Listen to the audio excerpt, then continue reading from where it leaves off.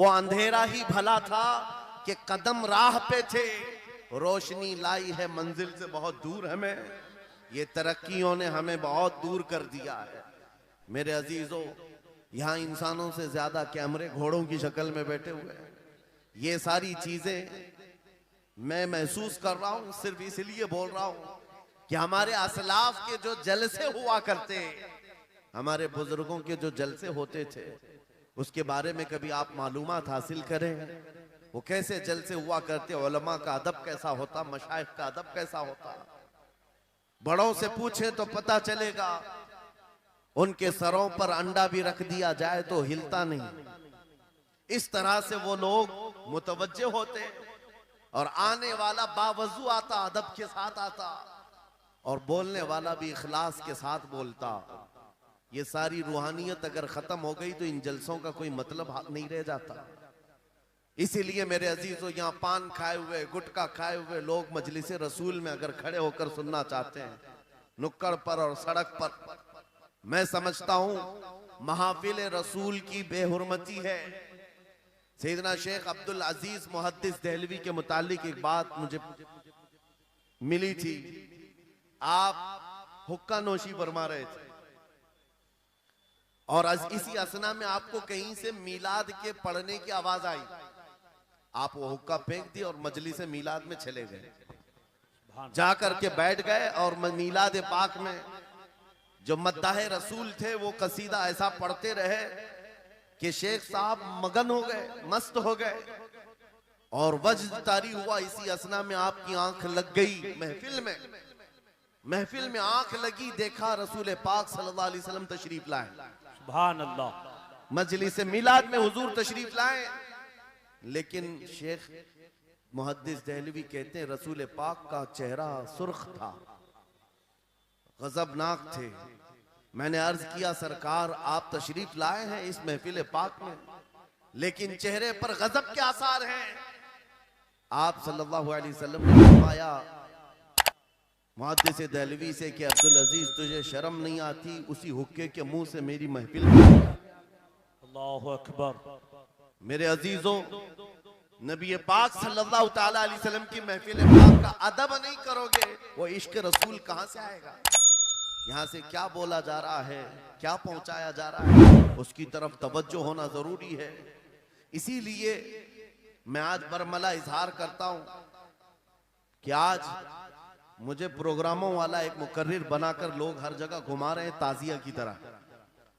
मैंने ये देखा है, और इनमें मेरा कोई इंटरेस्ट और शौक नहीं था इन जलसों का। मैं मस्जिद में खिताब करना ज्यादा पसंद करता कि वहां पाकीज़ा माहौल होता है, अदब से लोग बैठते हैं और सब बावजू हुआ करते हैं, और दिल में बात उतरती भी है। लेकिन अगर बाहर भी हम महफिल कर रहे हैं तो मेरे अजीजों, जिम्मेदारी आपकी है कि इसको भी मस्जिद जैसा माहौल बना दे। बेशक बेशक। रूहानियत इतनी आ जाए कि हम इन दुनियावी लग़वियात से फारिग होकर खालिस मेरे आका की मोहब्बत में तशरीफ रखें। बेशक। बस ये चंद जुमले शुरू में मुझे अर्ज करने थे, इस्लाह के लिए मुझे खड़ा किया गया है। और इन जलसों के तौर तरीकों को बदले, मेरे उस्ताद गिरामी फरमाया करते, 3 रुकन होते हैं जलसे के, 3 रुकन होते हैं जलसे के। एक बोलने वाला मुकर्रिर, दूसरे इंतजाम करने वाली इंतजामिया, तीसरे ऑडियंस सुनने वाली पब्लिक। जलसे के ये 3 रुकन हैं, और तीनों में अगर कहीं से इखलास खत्म हुआ, ये जलसे का कोई असर नहीं होगा। अल्लाहु अकबर। आने वाले लोग भी मुखलिस हो, बोलने वाला आदमी भी मुखलिस हो, जलसा सजाने वाली इंतजामिया कमेटी भी मुखलिस हो, खालिसतन अल्लाह और उसके रसूल की रजा के लिए कर रहे हो, उन जलसों का बहुत असर हुआ करता है, बहुत असर हुआ करता है। लेकिन तीनों में भी आज देखा जा रहा है, मेरे अजीजों, जलसा करने वाले इसलिए करने लग गए कि कंपटीशन करना है। उन्होंने इतना बड़ा किया, हम उससे बड़ा करेंगे। उन्होंने इस मुकर्रिर को बुलाया था, हम इस मुकर्रिर को बुलाएंगे। उन्होंने इतना खर्चा किया था, हम इतना चंदा करेंगे। आने वाली पब्लिक भी एंटरटेनमेंट के लिए आने लग गई कि हम देखते हैं इनके यहाँ कितने नारे लगते हैं, उनके यहाँ कितने नारे लगते हैं। बोलने वाला भी यही सोचने लग गया कि इनके ऊपर कितनी धौंस जमा सकता हूं। इन लोगों को कितना मैं अपनी तरफ अट्रैक्ट कर सकता हूं। अल्लाह शाहिद है, मैं इस चीज के लिए आपके सामने नहीं आया हूं। पूरे मजमे में आप भी खामोश बैठे रहे, नाज़िम इजलास भी और जिनके हाथ में माइक है ये भी, आप दिल में सुभान अल्लाह कहें और दिल में ही नारा लगाएं। मेरी बात मुकम्मल होने तक तवज्जो से सुनते रहें। ये खामोशी अब ये बता रही है कि ये चौक पर नहीं गुंबद खजरा की छांव में हो रही है। सुभान अल्लाह, सुभान अल्लाह। वरना होगा ये कि रास्ते पर शोर शराबा और सड़कों को जाम किया जाना लोगों की नजर में ये ऐब मालूम होता है। लेकिन इसी माहौल को हम बदल करके भी जा सकते हैं। ये हमारा शिवा है पूरी दुनिया में कि सिर्फ और सिर्फ रसूल पाक की गुलाम कौम ऐसी है जो 1 मिनट में पूरा सन्नाटा तारी कर सकती है। बेशक। किसी ने एक साहब से पूछा था, वेल ट्रेन्ड फौज जो होती है, चाहे वो अमेरिका की हो कि रशिया की हो कि जापान की हो, चाइना की हो, उनसे पूछा गया कि अगर 10,000 फौज को सफों में खड़ा करना हो और उनको रेडी करना हो तो आपको कितना टाइम लगेगा। किसी के बारे में कहा कि अमेरिकी फौज के लिए हमें 4 घंटे लग जाएंगे, हम तरतीब दे देंगे। रशियन फौज के लिए 3 घंटे लग जाएंगे, चाइनीज और एक्टिव हैं, 2 घंटे में अपनी थपे तरतीब कर लेंगे। उस मुसलमान दानिश्वर ने कहा, अल्लाह का करोड़ों एहसान है, 1 लाख से ज्यादा का मजमा होता है हरम काबा में भी और हरम रसूल में भी। इमाम सिर्फ 1 मिनट में कहता है सफे दुरुस्त कर लो, किसी को डंडा मारने की जरूरत नहीं, सबकी सफे खुद दुरुस्त होती है। क्या बात, बेशक बेशक बेशक। ये कौम है जो अपनी सफे खुद दुरुस्त करती है। बेशक बेशक। मस्जिदों में, जुमा में, ईदगाह में जाकर कोई लकड़ी लेकर नहीं फिरता कि अपनी अपनी सफे दुरुस्त कर लो। हर एक को इतना शऊर है कि अपनी सफे कैसे दुरुस्त की जाती है। जब आपको अल्लाह ताला ने ये नेमत अता की है, मस्जिदों में सफे दुरुस्त कर सकते हैं 1 मिनट के अंदर, ईदगाह में 1 मिनट में हमारी सब दुरुस्त हो सकती है। ऐ नौजवानों, दुनिया को ये बताओ, सिर्फ मस्जिद और ईदगाह नहीं, दुनिया के हर मैदान में हम अपनी सफे दुरुस्त कर सकते हैं। सुभान अल्लाह। क्या हर मैदान में हमारी सब दुरुस्त हो सकती है। ये अल्लाह की तरफ से दी हुई बहुत बड़ी नेमत है। बस अब मजमा जो खामोश है और मुतवज्जे है, अब मेरी बात को आगे मैं बढ़ाता हूं, तवज्जो से सुने। कुरानी उलूम के मुताल्लिक आपके सामने चंद बातें रखूंगा, इसलिए कि मुझे कहा गया बड़ा पढ़ा लिखा मजमा है और मुसलमान के लिए पढ़ा लिखा होना बहुत लाजिम है, इसलिए कि जिहालत इस्लाम का अपोजिट है। जिहालत इस्लाम का अपोजिट है। आपको एक बात मैं बताऊं, जब भी कहा जाता है दौरे इस्लाम, यानी हुजूर सल्लल्लाहु अलैहि वसल्लम की आमद के बाद के हालात को दौरे इस्लाम कहते हैं, उससे पहले वाले जमाने को दौरे जिहालत कहते हैं। जबकि इस्लाम का अपोजिट तो कुफ्र होना चाहिए, कुफ्र होना चाहिए। ये दौरे इस्लाम है और इससे पहले दौरे कुफ्र था। नहीं, दौरे इस्लाम से पहले वाले दौर को दौरे जिहालत कहते हैं, इसलिए कि बताना है इस्लाम और जिहालत 2 अपोजिट चीजें हैं, 2 अपोजिट चीजें हैं। जाहिल हो और मुसलमान हो, उसे जेब नहीं देता।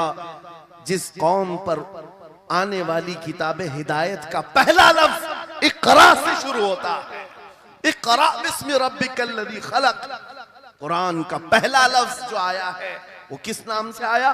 पढ़ो अपने रब के नाम से, पढ़ो अपने रब के नाम से। और इल्म नहीं है तो कुछ नहीं है तुम्हारे पास। इमाम गजाली तो फरमाते अन्नासु कुल्लुहुम मौता इल्लल उलमा, ये सारे इंसान मुर्दा हैं, जिंदा अगर कोई है तो इल्म वाला है, इल्म वाला जिंदा है। और जिहालत की तारीकियों में भटकने वाले की मिसाल ऐसी ही है जैसे अंधेरी कोठरी में बैठा हुआ है, कहीं रोशनी का आने का इंतजाम नहीं, उसके सामने हलवा रखो कि गोबर रखो, दोनों बराबर है।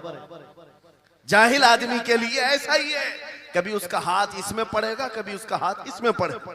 जब नजर नहीं आ रहा है तो हलवा को गोबर समझकर खा लेगा और कभी गोबर को हलवा समझ के खा लेगा, गलाजत उसके लिए बराबर हो जाएगी। लेकिन इल्म को कहा गया अल इल्मु नूरुन, इल्म रोशनी है। जिसके पास इल्म आता है वो तमीज सीख जाता है, उसके पास अखलाक आ जाते हैं, वो हलाल और हराम के फर्क को समझने लगता है। बुरे और अच्छे के दरमियान फर्क मालूम होने लगता है।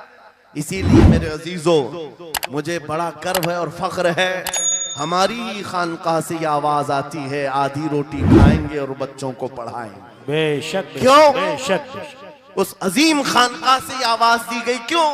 सिर्फ इसलिए नहीं कि तुम बड़े होकर के डॉक्टर बनोगे, इंजीनियर बनोगे। लोगों की नजर में अब बात यही रह गई है, पढ़ा इसलिए जाता है कि डॉक्टर बनना, इंजीनियर बनना है और कमाना है, बहुत कमाना है। इल्म जो है आज कमर्शियल बना लिया गया। इल्म इसलिए नहीं, इल्म इसलिए हासिल किया जाता है कि बंदा खुदा को पहचाने, क्या बात, बेशक, बंदा अपनी हकीकत को पहचाने, बेशक। जिंदगी गुजारने के उसलूब उसे मालूम हो जाए। इल्म इसलिए सिखाया जाता है। बहुत सारे लोग सिर्फ नौकरी के लिए समझते हैं कि इल्म हासिल करना चाहिए, नौकरी के लिए नहीं, अपने अखलाक को बुलंद करने के लिए इल्म आना बहुत जरूरी है। मेरे अजीजों, कुरान अज़ीम वो हिदायत की किताब तुम्हारे पास आई, इस कौम के लिए अलमिया नहीं है तो और क्या है, जो किताब उलूम का जखीरा है। आज दुनिया उस किताब पर रिसर्च कर करके नए इल्म और फनून हासिल कर रही है। उस किताब को तो हम मुर्दों पर पढ़ने के लिए रखे हैं।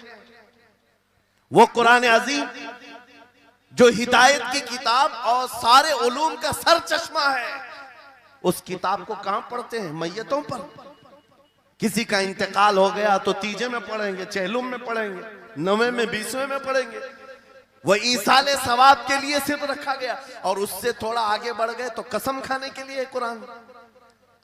आओ चलो हम कसम खाते कुरान पे हाथ रख करके, कुरान पे हाथ रख के। मियां क्या कुरान कसम खाने की किताब है? कुरान की वो आयत मैंने सबसे पहले पढ़ी, अल्लाह फरमाता ज़ालिकल किताबु ला रैब फीही, ये वो किताब है जिसमें शक की गुंजाइश नहीं, और ये हिदायत है परहेजगारों के लिए। और कुरान में 3 जगह ये लफ्ज आया है, हुदल लिन्नास, हुदल लिल मुमिनीन, हुदल लिल मुत्तकीन। ये सारे इंसानों के लिए भी हिदायत है, ये सारे ईमान वालों के लिए भी हिदायत है, और परहेजगारों के लिए भी हिदायत है। सब हिदायत अलग अलग अंदाज से हासिल करते हैं। बारिश एक ही है बरसने वाली, जमीनें अलग अलग हैं। बहुत नरम जमीन हो तो वो जमीन बारिश से फायदा ज्यादा उठाती है, और थोड़ी सी ओबड़ खाबड़ जमीन हो तो वहां से फायदा कम आता है। बारिश एक ही है, कुरान बारिश हिदायत है। जिसके दिल की जमीन जितनी नरम होगी उतना वो उससे हिदायत उठाएगा, सुभान अल्लाह, बेशक, उतना उससे फायदा उठाएगा। और आज हालात ये हैं, ऐ नौजवानों अपने दिल पर हाथ रख करके बताओ, कुरान कितने लोगों ने पढ़ा है? कुरान कितने लोगों ने पढ़ा? मैं हाथ नहीं उठवाता, किसी भी बात पर हाथ मत उठाया करो। ना ही झूठे हाथ उठाना है, ना सच्चे हाथ उठाना है, ना ही किसी और को शर्मिंदा करना है। अपने दिल पे हाथ रख करके बताओ कुरान कितनी मर्तबा पढ़ लिया। क्योंकि कुरान पाक, बहुत सारे लोग ये समझते हैं मदरसे में बचपन में एक बार पढ़ लिया तो उसका हदिया हो गया, खत्म हो गया है, अब इसके बाद फिर हमारी मैयत पे ही पढ़ा जाएगा। इसलिए तो कुरान के उलूम से नावाकिफ हो गए। अरे समझना तो दूर की बात, देख करके पढ़ना भी मुश्किल है। आज लोगों का देख कर पढ़ना मुश्किल हो गया। कुरान, तुम्हारे पास बहुत सारी किताबें नहीं है, बहुत सारे ग्रंथ नहीं, बहुत सारे वेद नहीं है जिनका शुमार ही नहीं है। तुम्हारे पास ओनली वन, एक किताब कुरान पाक, ऐसी महफूज किताब जिसके बारे में अल्लाह ताला खुद फरमाता है सूरह कमर में, वलक़द यस्सरनल कुरआन लिज़िक्रि फहल मिन मुद्दकिर। हमने कुरान को याद करने के लिए आसान बनाया है कोई याद करने वाला? 4 बार यह आयत अल्लाह ताला फरमाता है कोई याद करने वाला? अल्लाह जब फरमा रहा है कुरान आसान है तो कौन कहता है ये मुश्किल है? हमने खुद अपने हाथों तबाही को दावत दी है। दर्स कुरान को अगर हमने न भुलाया होता, ये जमाने ने जमाना न दिखाया होता, वो जमाने में मुअज़्ज़ज़ थे मुसलमान होकर, आज हम खार हुए हैं तारीके कुरान होकर। आज हम छोड़े बैठे हुए हैं। कुरान अजीम को छोड़कर बैठना कितनी बड़ी गुमराही है। आज हालात ऐसे आ गए कि कुरान को बदलने की बातें होने लग गई। क्यों? तुम उठाते ही नहीं। 26 आयतें निकाल दो, 25 आयतें निकाल दो, इसमें ये बातें उसमें वो बातें हैं। मुसलमान को तो पता भी नहीं है। कौन सी आयतों के बारे में ये वावेला मचाया जा रहा है? अरे तुम पढ़ो, तुम्हारे लिए कुरान आया है। ये जितनी भी कॉन्फ्रेंसें हैं, मैं समझता हूं इसके बदले हर जगह सुबह व शाम कुरान पढ़ने और पढ़ाने का इंतजाम हो जाए। इस तरह के हजारों जलसों से वो अफजल है। बेशक क्योंकि बेशक। ये मैं नहीं कह रहा हूं, मेरे आका फरमाते हैं खैरुकुम मन तअल्लमल कुरान व अल्लमा, तुम में से सबसे बेहतरीन आदमी वो है जो कुरान सीखे और दूसरे को सिखाए। बेशक बेशक। सुभान सबसे बेहतरीन आदमी वो है, कुरान को सीखे और दूसरे को सिखाए। आज नौजवानों के अंदर एक बड़ी तादाद मुझे देखने को मिलती है, उनको छोटी छोटी सूरतें भी नहीं मालूम, कुरान देख करके पढ़ना भी नहीं आता। बचपन में हमारे माँ बाप ने हमको सीने से लगा करके कुरान मदरसा भेजने की आदत डाली थी, और जब स्कूल जाते थे तो बस्ता पीछे लगा के जाते थे। पता होगा, स्कूल जाते हैं तो बस्ता पीछे रख के जाते हैं, और कुरान पढ़ने के लिए जाते हैं तो सीने से लगा के जाते हैं। ये हमेशा से एक रीत रिवाज चला, बुजुर्गों का डाला हुआ कि बेटा कुरान हमेशा आगे होगा। लेकिन शऊर आने के बाद तुमने कुरान को पीछे डाल दिया, पीछे को आगे कर दिया। कोई इल्म ऐसा नहीं जो कुरान में मौजूद नहीं, कोई इल्म ऐसा नहीं। वला रतबिन वला याबिसिन इल्ला फी किताबिन मुबीन।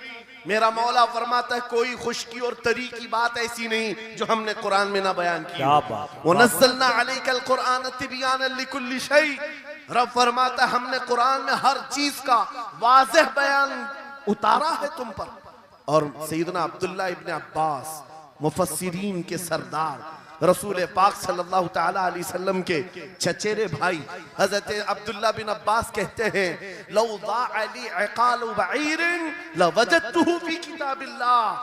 कहते हैं अगर मेरे ऊंट की नकील की रस्सी भी गुम हो जाए मैं उसको किताबुल्लाह कुरान में ढूंढ लूंगा। क्या बात, वाह वाह वाह वाह। मैं उसको कुरान में ढूंढ लूंगा। उनके पास उलूम कुरान थे। और आप क्या समझते हैं कुरान में क्या नहीं है? साइंस की वो इजादात को अगर आप लेकर के बैठे, मैंने अपना पूरा बयान रिकॉर्ड किया है 2 साल कबल ही। यहाँ वक्त की किल्लत है, मैं आपके सामने अर्ज करता हूँ। 16वीं सदी के बाद या 18वीं सदी के बाद साइंस की तरक्कियात ने अपना पैर जमाना शुरू किया है इस रुए जमीन पर, जबकि मेरे मुस्तफ़ा करीम सल्लल्लाहु ताला अलैहि वसल्लम की जुबान अक़दस से निकले हुए कलमात जो कुरान में मौजूद हैं, उठा और मैं बताता हूं हर चीज का इल्म कुरान में मौजूद है। जब कोई सोनोग्राफी का इंतजाम नहीं था, ना सिटी स्कैन हो सकता था, ना एक्सरे का कोई इल्म किसी के पास था, उस वक्त कुरान कह रहा है एम्ब्रियोलॉजी के बारे में। क्या बात। एम्ब्रियोलॉजी क्या है? बच्चा पैदा होने की जो उसके नशो नुमा की जो मुद्दत होती है, किस तरह पेट में बच्चे की तख्लीक होती है।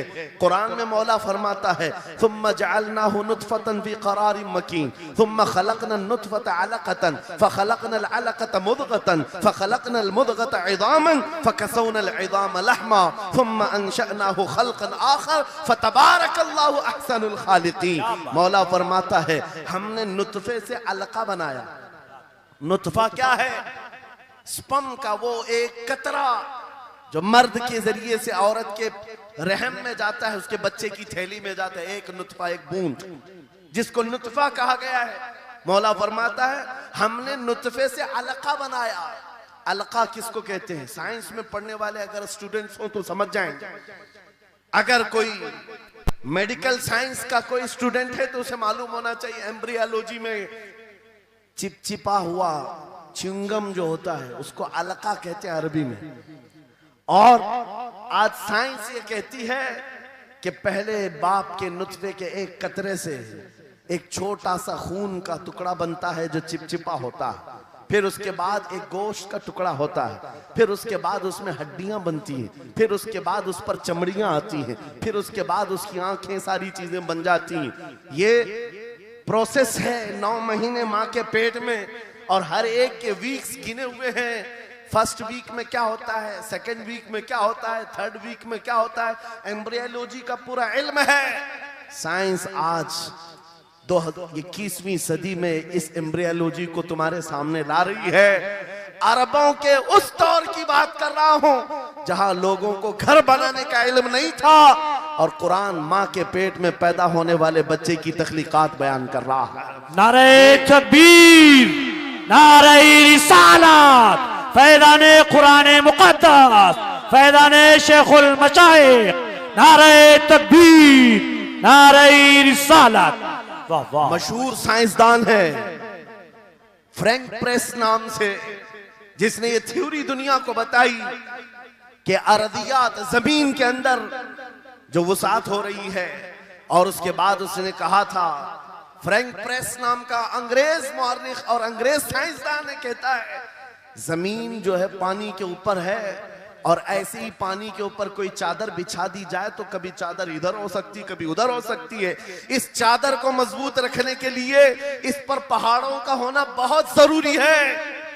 ये 19वीं सदी में फ्रैंक प्रेस कह रहा है, और मेरा मौला कुरान में फरमाता है, अल्लाह ताला फरमाता है वल जिबाल औतादा, हमने पहाड़ों को मेख बना करके जमीन पर गाड़ा। क्या बात, वाह, बेशक कि जमीन को हिलने नहीं देते पहाड़। अरदियात का इल्म, एस्ट्रोनॉमी के बारे में, एस्ट्रोलॉजी के बारे में कुरान में मौजूद उलूम आप पढ़ो। जूलॉजी के बारे में, जानवरों के उलूम के बारे में कुरान में पढ़ो।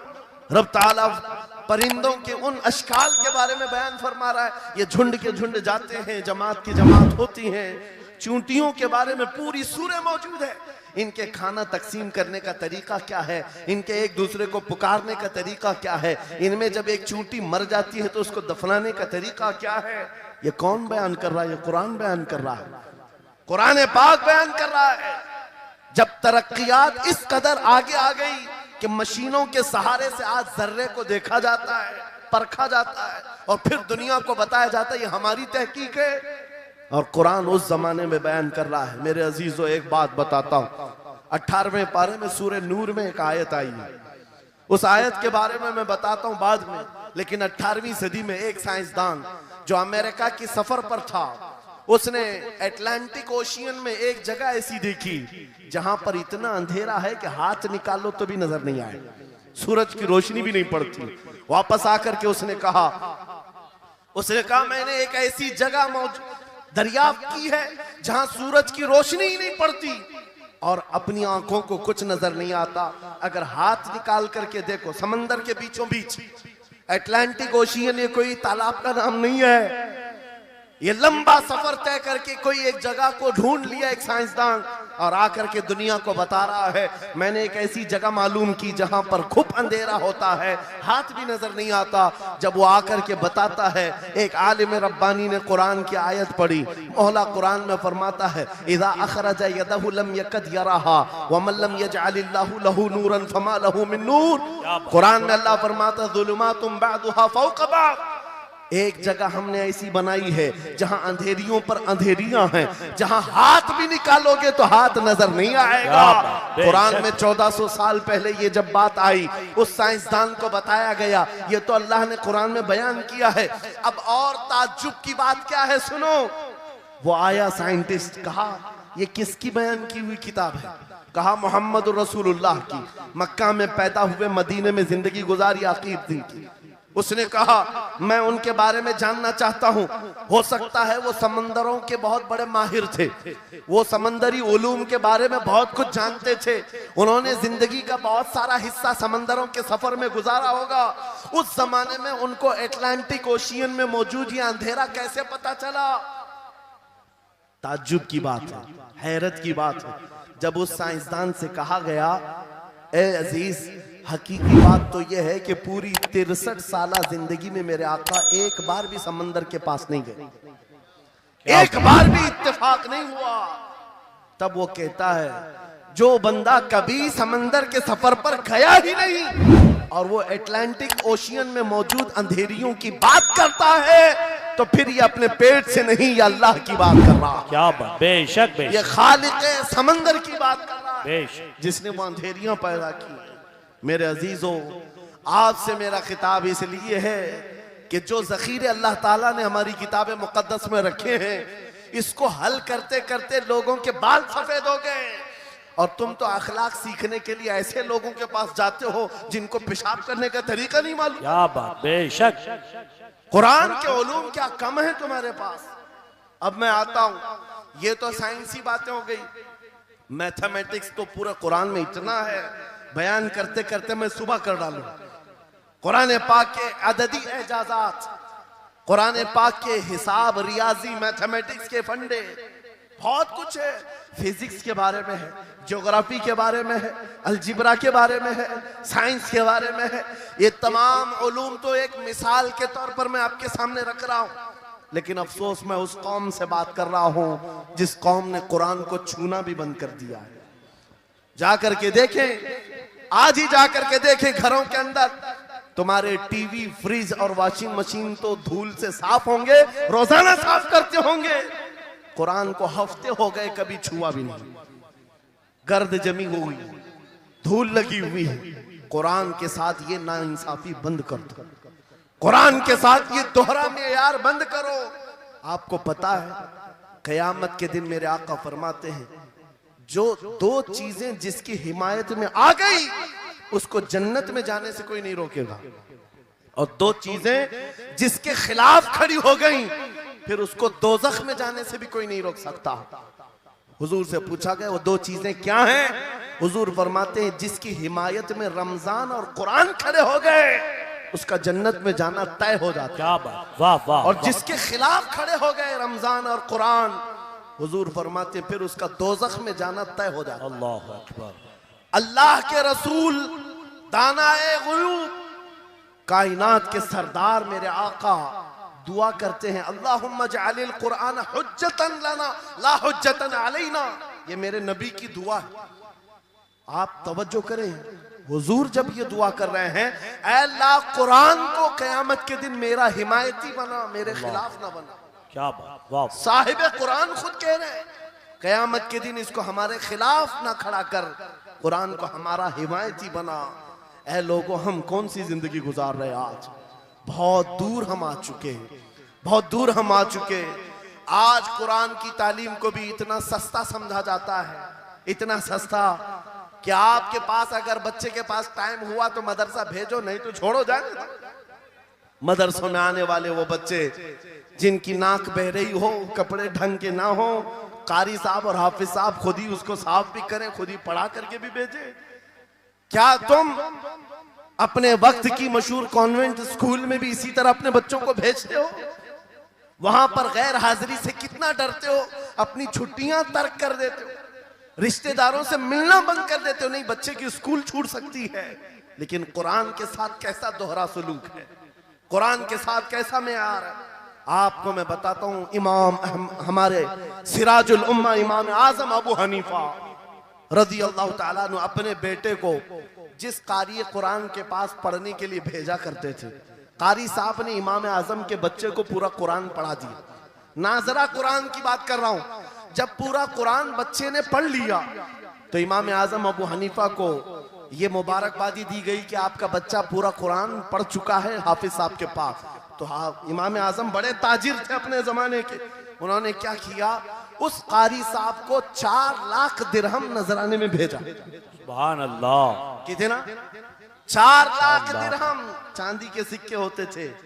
इमाम आजम अबू हनीफा ने जैसे ही कारी साहब के पास जो कुरान पढ़ाए थे ये नजराना भेजा, उनके पास ये नजराना पहुंचा।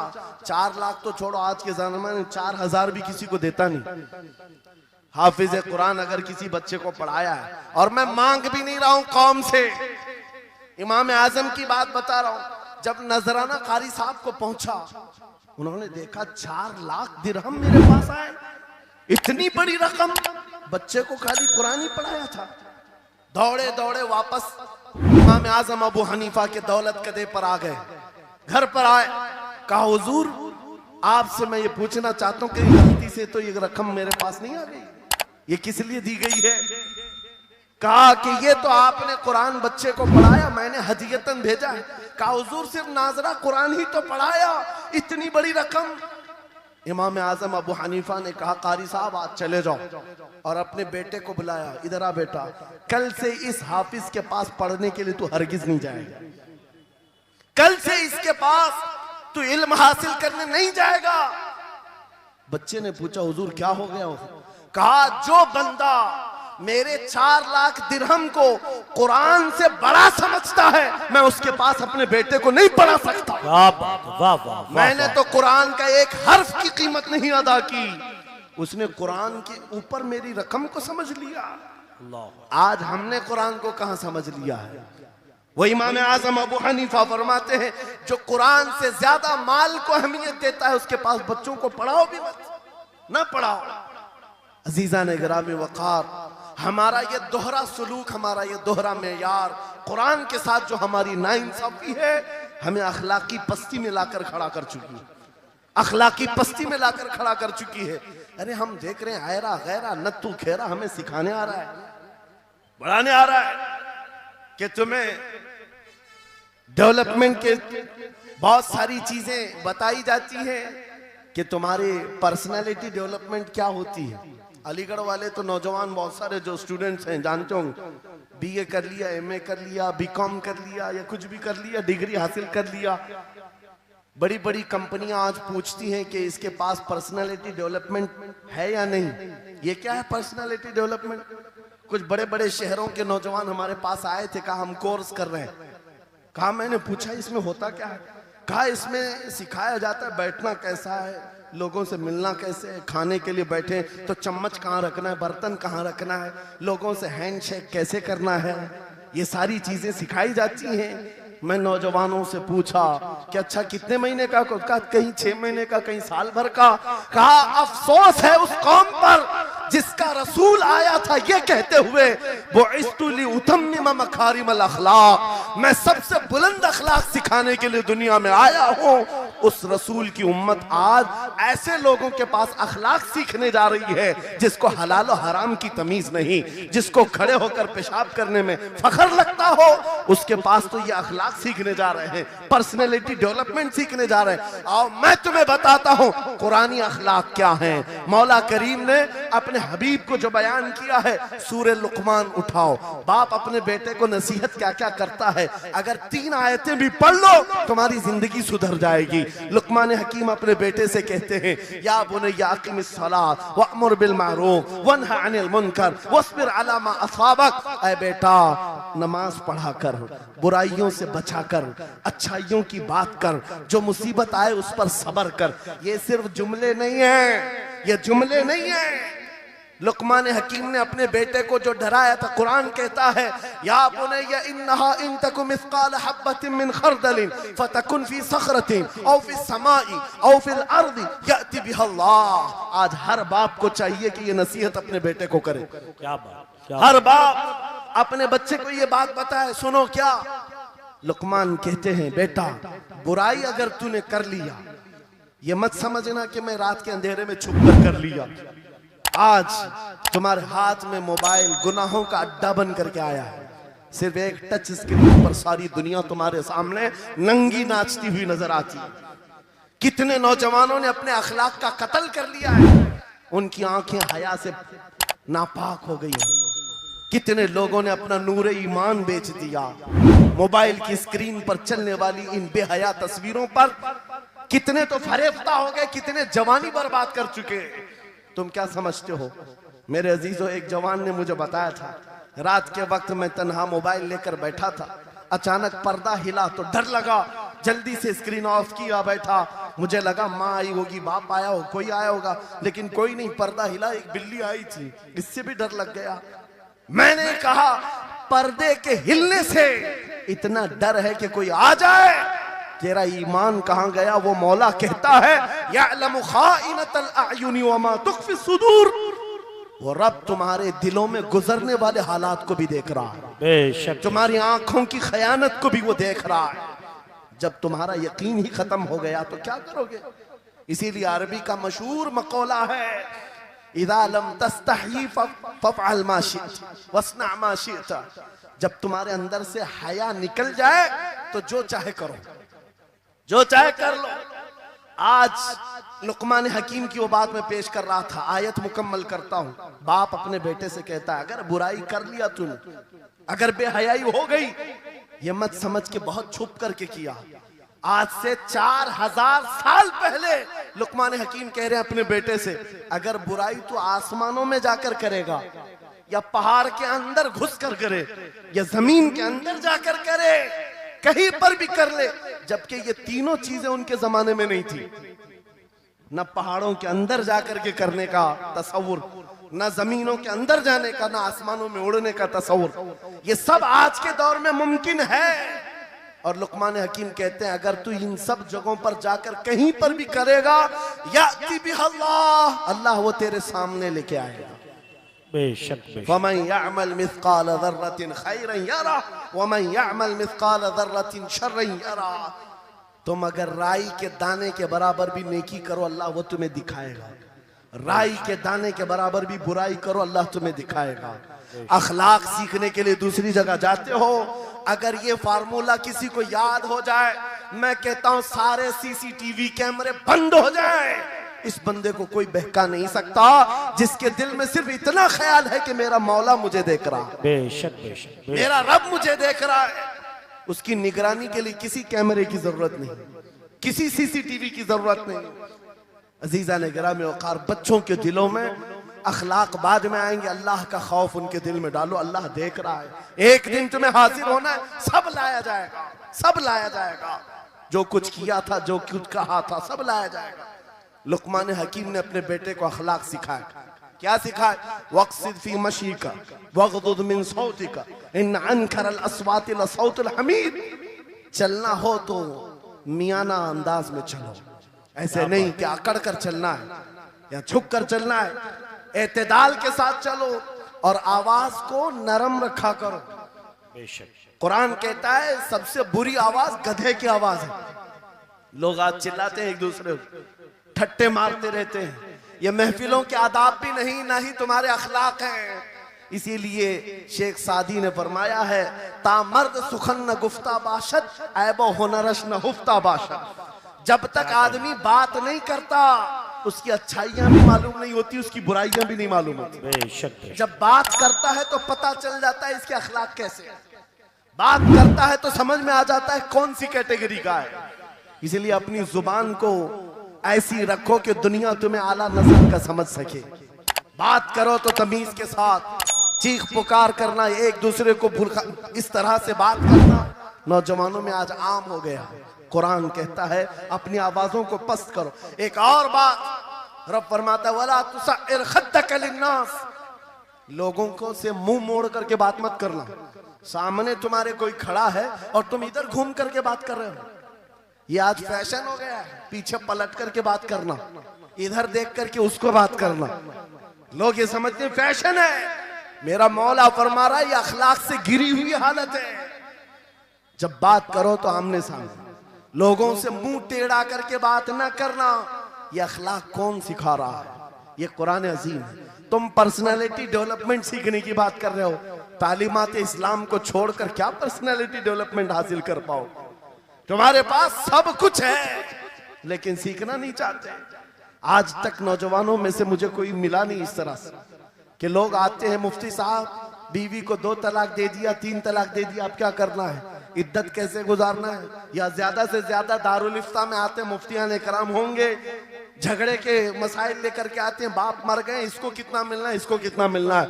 अरे जिंदगी गुजर गई, कभी आ करके ये क्यों नहीं पूछा मेरे घर में मंगनी हो रही है, शादी हो रही है, ये बताएं मेरे मुस्तफा ने कैसे शादी की? क्या बात है, क्या बात, बेशक ये क्यों नहीं पूछा? मैं बीमार हो गया हूं, मुझे बताएं रसूलुल्लाह ने बीमारी के आलम में क्या कहने का हुक्म दिया? क्या बात। अगर तलब हो मेरे नबी के पीछे चलने की तो बंदा ढूंढ ढूंढ कर चलेगा, बेशक ढूंढ ढूंढ कर चलेगा। बेशक हजरत इमाम अबू यूसुफ के बारे में और बाद ने इमाम अहमद बिन हम्बल के बारे में कहा कि आपने कलिंगड़ खाने का बहुत शौक था, तरबूज, आप तरबूज कहते हैं? हाँ, हमारे यहाँ मुंबई में इसको कलिंगड़ कहते। और उन्होंने ये कहा कि ये सुन्नत भी है। मुझे रिवायत मिली है कि हुजूर ने भी खाया लेकिन जिंदगी भर खाए नहीं। मुरीदीन ने पूछा कि हुजूर जब सुन्नत भी है और आपको शौक भी है, खाते क्यों नहीं? कहते हैं अब तक मैं वो तरीका ढूंढ रहा हूं कि मेरे नबी ने कितने टुकड़े करके खाए। अल्लाह अकबर, अल्लाह अकबर, वाह वाह। मुझे वो तरीका चाहिए। हुजूर के पीछे चलने वाला ढूंढ ढूंढ करके अमल करता है। और आज हमने जिंदगियां ऐसी बनाई हुई हैं कि लगता है दारुल इफ्ता मुफ्ती और उलमा सिर्फ तलाक के लिए हैं, ये इद्दत के मसले पूछने के लिए, विरासत के मसले पूछने के लिए। अरे हमें भी काम दो, हम ढूंढ ढूंढ कर तुम्हें बताएं मेरे नबी चलते कैसे थे, मेरे नबी बात कैसे करते थे, लोगों से मुसाफा कैसे करते थे, लोगों के सामने आते तो कपड़े कैसे पहनते थे, मेरे नबी की नमाजें कैसी थी, हुजूर जब दस्तरखान पर बैठते कहां से शुरू करते कहां से खत्म करते। इस काम पर भी तो उलमा को लगाया करते ताकि तुम्हें पता चलता मुझे कहीं और से अखलाक सीखने की जरूरत नहीं, दुनिया के सारे अखलाक मेरे नबी के कदमों में मौजूद है। नारे तकबीर, नारे रिसालत, फैज़ाने खानकाए बरकात, फैज़ाने खानकाए बरकात, शेरे रज़ा, शेरे रज़ा, फैज़ाने शेखुल मशाइख, नारे तकबीर, नारे रिसालत। वाह वाह। दर्स कुरान को अगर हमने न भुलाया होता, ये जमाने ने जमाना न दिखाया होता। इको बंद कर दो, इको। कुरान पाक के सिलसिले में मुझे बयान करने का हुक्म दिया गया, बस मैं वही बातें कर रहा हूं। मैं आपको अपने मौजू से जो मुताल्लिक है वो बातें अर्ज करता हूं। कुरान क्या तमीज सिखाता है। आज घर घर के अंदर जो एक बहुत बड़ी बला आई हुई है, हर तीसरा चौथा घर ये शिकायत लेकर के आता है बेटा हाथ से निकल गया, बेटी हाथ से निकल गई। माँ बाप इस बात के लिए रोज परेशान हैं, बेटा हाथ में नहीं आता, बेटी हाथ में नहीं आती। जहां ये जवान हुए 10वीं पास किया, ये मुंह दिखाते हैं हमको, आंख फिराते हैं हमको। फरमाबरदार बच्चों की कमी बहुत कम हो गई। गलती इन बच्चों की नहीं, उन माँ बाप की भी है। तुमने इनकी तरबियत तो खिलौनों से की है। इनकी तरबियत में तो तुम चाहते थे कि हर संडे इनको पिकनिक पर ले जाएं, बच्चा खुश हो जाएगा, इनको घुमाएंगे फिराएंगे, जो बच्चा मांगेगा सब ला कर देंगे। अरे ये 14 साल का नहीं हुआ, हाथ में मोबाइल भी पकड़ा दिया, सब कुछ कर दिया बच्चे के लिए। और अब बाप ये सोचता है ये 16 साल का हो जाए तो मेरी बात मानना चाहिए। एक बात याद रखो, जमीन में अदरक बो करके गन्ना आने की उम्मीद मत रखना। बेशक बेशक, जो बोते हो वही फसल आती है। मेरे नबी ने फरमाया अल्लिमु औलादकुम सलासा खिसालिन हुब्ब नबीकुम व हुब्ब अहली बैतिही व तिलावतल कुरानिल करीम। मेरे आका की हदीस है, हुजूर फरमाते हैं अपनी औलाद को सबसे पहले 3 बातें सिखाओ, 3 बातें सिखाओ। क्या है? नंबर 1 अपने नबी की मोहब्बत सिखाओ। बेशक, सुभान अल्लाह। क्या होगा इससे? तुम जिस बात के लिए आज परेशान हो ना, 16 साल के बाद मेरा बच्चा मेरा फरमाबरदार बने, याद रखो तुम अगर इस बच्चे को नबी की मोहब्बत डालो, 16 साल नहीं तुम्हारा बेटा 60 साल का होगा, तब भी सर झुकाकर तुम्हारे साथ खड़ा रहेगा। क्या बात, बेशक बेशक। तुम उसके दिल में अल्लाह रसूल की मोहब्बत डालो, अल्लाह तुम्हारी मोहब्बत उसके दिल में डाले। बेशक बेशक, ये रिटर्न दिया जाता है। नंबर 1 अपने नबी की मोहब्बत, नंबर 2 रसूल पाक के अहले बैत की मोहब्बत। मेरे आका फरमाते हैं बच्चों को सिखाओ। तीसरी चीज कुरान की तिलावत। ये 3 चीजें सिखाओ सबसे पहले बच्चों को। लेकिन इन 3 चीजों से तो हम बच्चों को छोड़ ही चुके। सबसे पहली चीज जो सिखानी थी वो अपने नबी की मोहब्बत। अजीजा ने गिरामी वखार, आज घर घर के अंदर ये जो मुसीबतें आई हैं, माँ बाप की नहीं सुनता। माँ बाप अगर जवान लोग अभी शादी कर रहे हैं तो अभी से तय कर लो, बच्चा होगा, ये ख्वाब नहीं देखेंगे पहले इसको क्या बनाना है। तुम अगर अल्लाह उसके रसूल की मोहब्बत डालने की ख्वाब लेकर उस बच्चे की तरबियत करो, इंशाल्लाह वो डॉक्टर भी बनेगा, इंजीनियर भी बनेगा, प्रोफेसर भी बनेगा, लेकिन साथ में आशिक रसूल भी बने। सुभान अल्लाह, सुभान। और जहां ये दौलत लेकर के खड़ा होगा, इश्क रसूल की दौलत लेकर खड़ा होगा, और प्रोफेसर भी हो जाए, डॉक्टर भी हो जाए, कुछ भी हो जाए। देखो मशाइख मारहरा जिनके वालिदैन ने उनकी तरबियत की, उनको दुनियावी उलूम का माहिर तो बनाया है, लेकिन आज तक आपने देखा कॉलेज में पढ़ाने वाला प्रोफेसर लाखों मुरीदीन की दस्तगीरी भी कर रहा हो और उनकी शरीयत और तरीकत को बयान भी करता है। नारे तकबीर, नारे रिसालत, फैज़ाने हसनुल उलमा, फैज़ाने हसनुल उलमा, कॉन्फ्रेंस के लिए, वाह वाह वाह, तालीमात इस्लाम के लिए ये घराना आइडियल है। मैं मुबालगा आराई नहीं कर रहा हूं, मुबालगा आराई नहीं कर रहा हूं। जहां पर एक बेटे को बाप ने वक्त का एक बड़ा प्रोफेसर बनाया तुम्हारे इसी शहर का, क्या बात, दूसरा बेटा अगर इनकम टैक्स का चीफ बन चुका हो, क्या बात, बेशक, तीसरा अगर पुलिस की डिपार्टमेंट में डीआईजी या बड़े ओहदे पर पहुंचा हो। बेशक। लेकिन हमने हर एक को देखा, चाहे ये दुनिया के किसी मकाम पर जाएं, जब ये अपने असलाफ की बारगाह में आते हैं तो सर झुकाए हुए शरीयत के तरीकत के संगम नजर आते। क्या बात, बेशक बेशक क्यों? बेशक, इसलिए कि इनकी तरबियत सिर्फ और सिर्फ ट्यूशन के बहाने नहीं छोड़ दी गई थी, क्या कहें, लोगों की गोद में डालकर। जैसे आज लोगों को लगता है बच्चे को पढ़ाने के लिए महंगी स्कूल दे दो, अच्छी से अच्छी स्कूल, और बच्चा आए तो शाम में ट्यूशन के लिए किसी टीचर या प्रोफेसर को दे दो। बच्चा तुम्हारी गोद में आया ही नहीं। संडे संडे तो बाप से बच्चे की मुलाकात होती है, और वो भी पिकनिक के नाम पे होती है। क्या कहें, ये हालात जब बच्चों के साथ तरबियत के होंगे तो ये बच्चे जिनसे तरबियत हासिल किए हैं उनके नक्शे कदम पर चलेंगे। लेकिन तुम अगर शरीयत का ट्रांसफर चाहते हो, स्कूल भी पढ़ाओ, ट्यूशन भी पढ़ाओ, लेकिन इश्क़े रसूल की दौलत अपने सीने से इनके सीने में डालो। बिल्कुल बेशक बेशक। अजीज़ान गिरामी, मेरा मौला फरमाता है वक़ज़ा रब्बुका अल्ला तअबुदू इल्ला इय्याहु व बिल वालिदैनि इहसाना। माँ बाप के साथ भलाई का हुक्म मेरा मौला फरमाता है। रब ने तुम्हारे फैसला किया है अल्लाह के सिवा किसी की इबादत ना करो, वालिदैन के साथ अच्छा सलूक करो। और कैसा सलूक? वला तकुल लहुमा उफ़्फ़िन वला तनहरहुमा, उनको उफ तक ना कहो, उनको झिड़क कर बात ना करो। नौजवानों याद रखो, जिस दिन तुमने अपनी माँ या अपने बाप को उल्टा जवाब देना शुरू किया, उस दिन से तुम पर रिज्क के दरवाजे बंद हो जाते हैं, बरकत के दरवाजे बंद हो जाते हैं।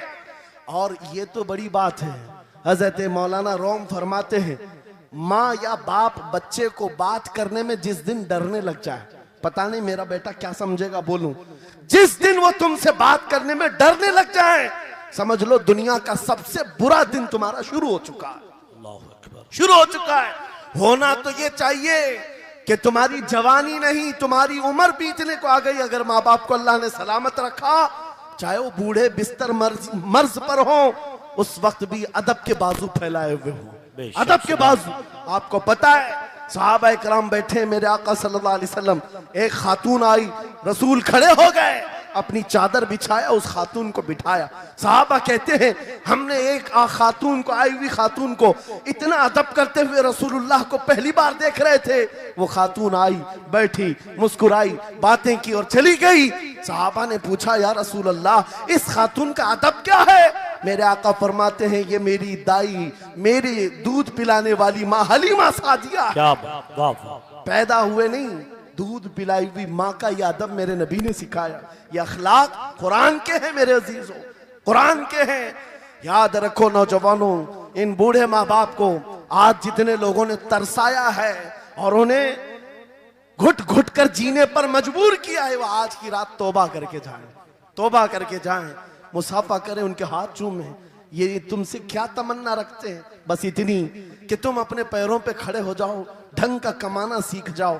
नौजवान को इनका डांटना बुरा लगने लगता है, माँ बार बार चिल्लाती है, बाप बार बार डांटता है, घर छोड़कर भाग गया। फिर उसके बाद याद रखो अल्लाह ताला ऐसे जूतों पर तुम्हें डाल देता है जो तुम्हारी हैसियत के भी नहीं होते, कमतर लोग तुम्हें हाँकते रहते हैं। इससे बेहतर है हमें पैदा की हुई माँ, हमें दूध पिलाई हुई माँ अगर डांटती है, कोसती है, मारती है, ये नेमत है। एक नौजवान के बारे में मैं अक्सर कहा करता, हमारे साउथ का था, बड़ा बिगड़ा हुआ, माँ मेरे पास आई थी, कह रही थी इसको समझा ले, मैं बेवा हूं, मैं बेवा हूं, इसका बाप बचपन में मर गया, ये बच्चा 2 साल का था, मेरा शोहर मर गया, मैं घरों की पतेलियां मांझ मांझ करके इस बच्चे को बड़ा की हूं, लेकिन आज ये औबाश बन गया है। बदमाशों की दोस्ती। मैंने उस नौजवान को बुलाया था, अपने करीब किया, समझाया, अल्लाह ने उसको समझ दे दी। वो लड़का थोड़ा बहुत सीधे रास्ते पर आया और बेंगलुरु गया था कमाने के लिए। मैंने कहा नौकरी कर, तेरी माँ कुछ नहीं चाहती, वो जिंदगी तो गुजार चुकी, अपने हाथों से कमाई है, बस ये चाहती है कि तेरी कमाई का एक लुकमा खा ले। ऐ नौजवान, क्या अपनी माँ को इतना भी सुख नहीं देना चाहता? गया था कमाने के लिए। मेरे अजीजों, आज भी वो मौजूद है, आज भी है। वो कमाया, महीना भर गुजरा था या 2 महीने, अपनी तनख्वाह लेकर के वतन वापस आया। अपने घर के पास जिस दिन वो पहुंचा था, घर के बाहर बहुत भीड़ जमी थी। लोगों से पूछा उसने तो पता चला उसकी माँ आज ही सुबह इंतकाल की। अल्लाहु अकबर। वो पैसों की गड्डी ला करके जो कमाया था 1 महीने 2 महीने की तनख्वाह माँ के कदमों में रख दिया। बहुत रोया। ये बात मैं तकरीरों में इसलिए कहता हूँ, उसने कई बार कहा मुफ्ती साहब नौजवानों को सिर्फ इतनी बात कहें, मैं इस अजाब में रोज मरता हूँ। मेरी माँ जिंदगी भर लोगों के जूठे मांझ करके मुझे खिलाती रही और मैं एक लुकमा मेरी माँ को खिला ना सका। जिस दिन मैं लाया था पैसे, ये तो दुनिया से चल पड़ी। मुझे आज रोज इस बात का गम सताता है। आप नौजवानों से खिताब करते हैं, कम से कम इनसे कह दें कि तुम्हारे माँ बाप जिंदा हैं, होश में आ जाओ, अपने हाथों से उनको खिला तो सको, उनके हाथ पकड़कर चला तो सको। इसलिए कि दुनिया की अजीम नेमत है, जिसका बाप जिंदा है, जिसकी माँ जिंदा है, उसके हक में वो दुआ कर लें। मेरे आका फरमाते हैं नबियों की दुआ उम्मत के बराबर जो होती है, वो बाप की दुआ बेटे के बराबर होती है। आज मैं गुफ्तगू समेटता हूँ, ख़त्म कर देता हूँ, इसलिए कि अखलाक इस्लाम बहुत वसी मौजू है, बहुत वसी मौजू है। लेकिन आपके लिए सिर्फ इतनी बात काफ़ी है कि कुरान को छोड़ करके अगर दूसरी जगह सीखने जाओगे तो मारे मारे फिरोगे। आज वापस आ जाओ उसी कुरान पर जिसको मेरे आका ने हमारे उरूज का जरिया बनाया है, हमारी तरक्की का रास्ता बनाया है। जानते हो जब दुनिया के पास पार्लियामेंट नहीं थी, चलाने के लिए उसूल नहीं थे, पूरी दुनिया को कुरान ने उसूल बताए हैं, कानून बताए हैं। इस एक कुरान से फिक़ह हनफी मिला, फिक़ह शाफ़ई मिला, फिक़ह हम्बली मिला, फिक़ह मालिकी मिला। ये तो 4 मैंने नमूने बताए, 1 2 नहीं 18 फिक़ह की तदवीना पूरी दुनिया में मौजूद है। इस कुरान पर लिखी जाने वाली तफसीरों की तादाद पूरी दुनिया की किताबों से सबसे ज्यादा है। 700 तफसीरों के नाम मेरे पास मौजूद हैं। हर तरह से अलग अलग तफसीर की गई है, दुनिया की मुख्तलिफ जुबानों में इसके तर्जुमे किए गए। वो एक कुरान ऐसा है जो आज भी बबांगे दुहल पूरी दुनिया को चैलेंज कर रहा है। अगर तुम अल्लाह की बात को झूठा मानते हो, कुरान की तरह एक आयत ला करके बता दो, एक सूरत ला करके बना दो। आज दुनिया तरक्की बहुत कर चुकी होगी, टेक्नोलॉजी पर ये पाबंदे सलासिल कर चुकी और चांद पर कमंदे डाल चुकी, सूरज की शुआओं को कैद करके करंट बना दिया हो, सयाल मादे से दुनिया ने केमिकल बना दिया, सब बना दिया। लेकिन एक बात तय है, पूरे इंसान मिल जाएं, पूरे जिन्नात मिल जाएं, मेरा मौला फरमाता फिर भी वो कुरान के मिसल नहीं ला सकते। बेशक बेशक, वाह, कुरान के मिसल नहीं ला सकते। ये मौजज़ा तुम्हारे पास है, ये मौजज़ा तुम्हारे पास है, दुनिया के पास ये दौलत नहीं। उठो वगरना हश्र न होगा फिर कभी, दौड़ो के जमाना चाल अपनी चल गया। मेरे अजीजों, आखिरी बात, ये सारे उलूम तो कुरान में है, अखलाक भी कुरान में है, तिजारत के उसूल भी हैं, शादीशुदा जिंदगी के उसूल भी हैं, माँ बाप के साथ हुस्न सुलूक भी है, बच्चों की तरबियत भी है, पड़ोसियों से मामलात भी हैं, उस्ताद और शागिर्द के हुकूक भी बयान किए गए हैं। ये सारे फील्ड अपनी जगह पर, लेकिन कुरान का जो गाज़ा है, कुरान की जो रूह है, कुरान का जो खालिस शहद है, वो क्या है? कुरान पढ़ने वाले को सबसे बड़ी दौलत अगर कोई मिलती है तो अपने नबी से बेइंतहा इश्क करने की दौलत मिलती है। आगाज से आखिर तक कुरान है नाते मुस्तफा, महबूब के बयान का कैसा अनोखा ढंग है। जुनैद बगदादी के जमाने में एक आर्टिस्ट आया था, एक मुसव्विर, लोगों की मुंह बोली तस्वीर खींचता था। अगर कोई आता अपनी महबूबा के बारे में कहता, उसकी आंखें ऐसी, उसकी नाक ऐसी, उसकी भवें ऐसी, उसकी पेशानियां ऐसी, वो उसी तरह से तस्वीर निकालता था। आर्टिस्ट था और लोगों की कतारें लगी थी अपने अपने महबूबाओं की तस्वीरें निकालने के लिए। इसलिए कि आपकी तरह मोबाइल उस जमाने में नहीं थे जो हर घड़ी खींच लिया करें। वो जुनैद बगदादी का दौर, आर्टिस्ट तस्वीर निकालता था। जब ये बात पता चली, हजरत जुनैद बगदादी भी उस मुसव्विर के घर चले गए, लाइन में खड़े हो गए। जब आपका नंबर आया तो उस मुसव्विर ने पूछा, मौलाना आपका क्या काम है? वक्त के सैयदुत ताइफा, कहा मैंने सुना है तू लोगों के महबूबाओं की तस्वीरें खूबहू खींच कर देता है, मैं चाहता हूं मेरे भी महबूब की तस्वीर खींचो। वाह वाह। तो उसने कहा बताओ। कलम लिया, बैठा, बताइए आपके महबूब का हुलिया क्या है? जुनैद बगदादी कहने लगे, मेरा महबूब कायनात का सबसे हसीन चेहरा रखने वाला, जिसकी भवें ऐसी थी, जिसके गाल ऐसे थे, जिसकी पेशानी ऐसी थी, जिसके हाथ ऐसे, जिसके पैर ऐसे। उस मुसव्विर ने पूछा, बताओ नाम क्या है? जुनैद बगदादी ने कहा, मुहम्मदुर रसूलुल्लाह। उस मुसव्विर ने कहा, रुको जरा, ये तस्वीर तो ऑलरेडी मेरे पास बनी बनाई रखी है। जुनैद बगदादी ने कहा, ये कैसे? लोगों की ऑर्डर पर तू तस्वीर बनाता है, मेरे महबूब की तस्वीर पहले से कैसे रखी है? उस मुसव्विर ने कहा, बात दरअसल ये है, आप जिससे मोहब्बत करते मैं भी उससे मोहब्बत करता हूँ, हम दोनों का महबूब एक है, इसलिए तस्वीर पहले से बनी रखी है। जुनैद बगदादी ने कहा, अच्छा लाओ तो जरा हमारे महबूब की तस्वीर देख तो ले। वो मुसव्विर अंदर गया और कुरान पाक ला करके जुनैद बगदादी के सामने रखा और कहा, जुनैद क्या ये मेरे नबी की तस्वीर नहीं है? आंखें देखना हो तो पढ़ो, मा ज़ागल बसर हुआ मा तगा, चेहरा देखना हो तो पढ़ो, वद्दुहा वल्लैलि इज़ा सजा, हाथ देखना हो तो पढ़ो, वमा रमैत इज़ रमैत वलाकिन्नल्लाह रमा, अगर कदम देखना हो तो पढ़ो, ला उक़सिमु बिहादल बलद व अंत हिल्लुम बिहादल बलद, अगर सीना देखना हो तो पढ़ो, अलम नशरह लका सदरक व वदअना अन्का विज़रक, अगर इस नबी की गुफ्तार देखना हो पढ़ो, वमा यंतिकु अनिल हवा इन हुवा इल्ला वहयु यूहा, इस महबूब की अताएं देखना हो तो पढ़ो, इन्ना आतैना कल कौसर। नारे तकबीर, नारे रिसालत, फैज़ाने कुरान मुक़द्दस, फैज़ाने कुरान मुक़द्दस, फैज़ाने खानक़ाह मारहिरा, फैज़ाने शेखुल मशाइख। आगाज से आखिर तक कुरान नाते मुस्तफ़ा महबूब के बयान का कैसा अनोखा ढंग है। ये तालीमात इस्लाम कॉन्फ्रेंस है, कुरान की तालीमात से ये बात मुझे कहना जरूरी था। कुरान सिर्फ अखलाक की तालीम नहीं, सिर्फ मुआशियात की तालीम नहीं, बल्कि कुरान इश्क रसूल की तालीम देता है और हुब्बे रसूल सिखाता है।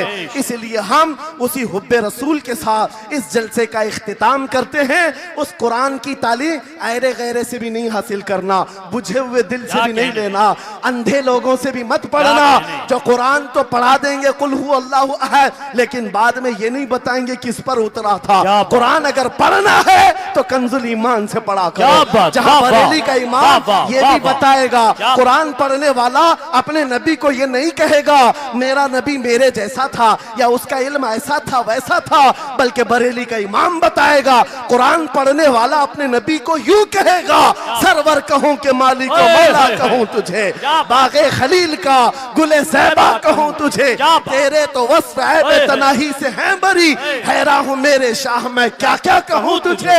लेकिन रज़ा ने खत्म सुखन इस पे कर दिया, खालिक का बंदा खल्क का आका कहूं तुझे।